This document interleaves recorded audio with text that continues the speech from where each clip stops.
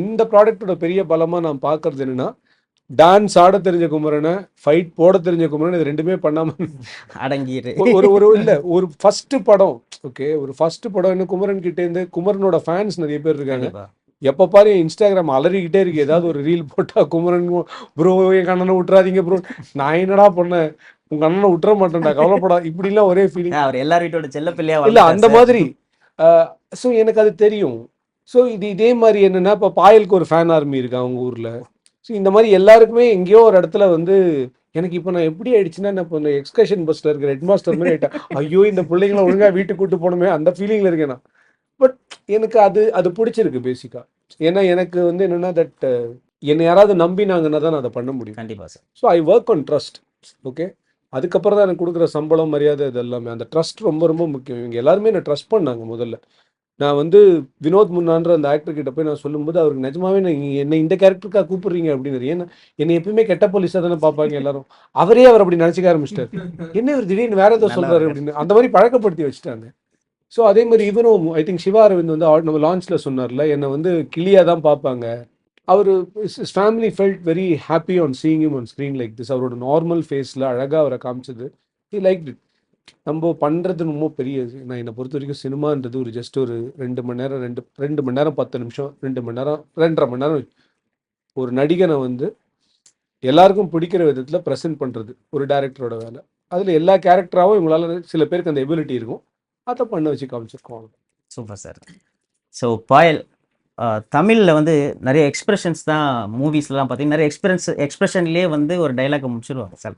முக்காவாசி படம் அப்படி இருக்கும். ஸோ உங்களுக்கு வந்து இந்த எக்ஸ்பிரஷன் வந்து தமிழில் கேரி அவுட் பண்ணுறதுக்கு எனக்கு ரொம்ப பிடிக்கும். எக்ஸாம்பிள் ஒரு லவ், ஆங்கர், அந்த மாதிரி கோவப்படுறது, வெக்கப்படுறது, இந்த மாதிரி நிறைய இருக்கு இல்லையா?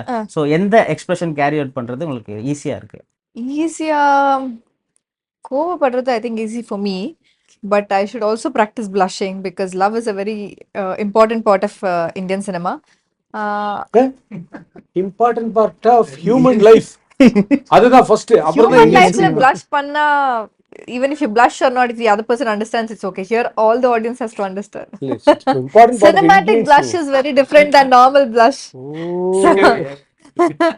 So அந்த மாதிரி. But it was very beautiful here. It was very easy. But I don't think for me what is easy is getting angry.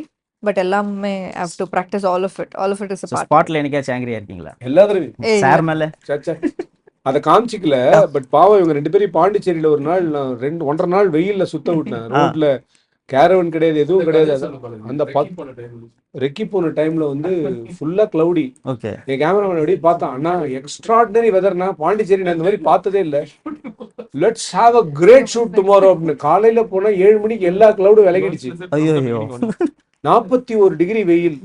கதற ஒரு 11 ஸ்ட்ரீட்ல சுத்திட்டு இருந்தோம் நாங்க பாண்டிச்சேரியில. எங்கேயுமே ஒதுங்கிறது கூட இடம் இல்ல. நல்ல எல்லாம் போயிருச்சு. பட் அதெல்லாம் தாண்டி அந்த பாட்டு நல்லா வந்துச்சு. அந்த பாட்டு ரொம்ப பியூட்டிஃபுல்லா இருந்தது. இது என்ன காமெடினா, அச்சு பயங்கர ஃபன்னி கை. செம்ம டியூன்லாம் கம்போஸ் பண்ணிட்டு சைலண்டா அதை வந்து அப்படியே டோன் பேங்க்ல வச்சுக்கலாமே, பரவாயில்ல அது அங்கேயே இருக்கட்டும்.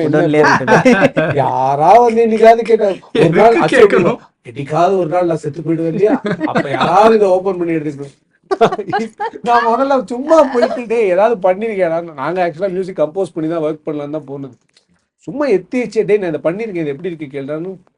அவன் போடுற டியூன்லாம் பயங்கர, யாருக்குடா பண்ண, சும்மா பண்ணடா, இது யாருக்குடா பண்ண, சும்மா பண்ணடா பண்ண, எப்படா பண்ண, ஒரு வருஷம் 2 வருஷம் ஆயிடுச்சு. அதுல எனக்கு அதாவது இல்லை, தான் வச்சிருக்கிறது டைமண்ட்னு கூட தெரியாம ஒருத்தன் அப்படி இருந்தானா நம்ம எப்படி இருக்கு, அந்த மாதிரி தான் எனக்கு அச்சு தெரிஞ்சது.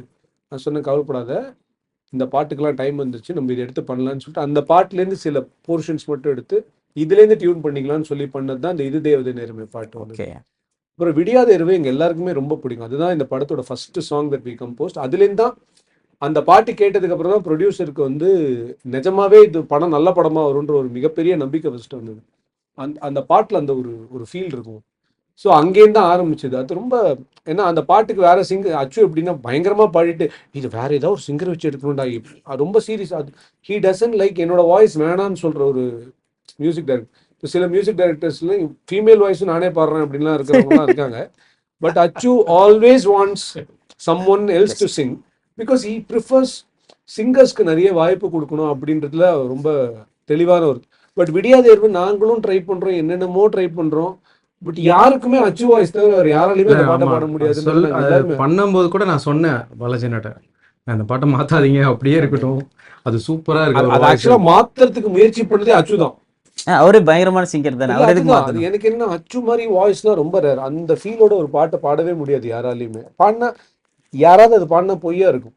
ஸோ அதனால எனக்கு அது ரொம்ப பியூட்டிஃபுல்லா இருந்தது.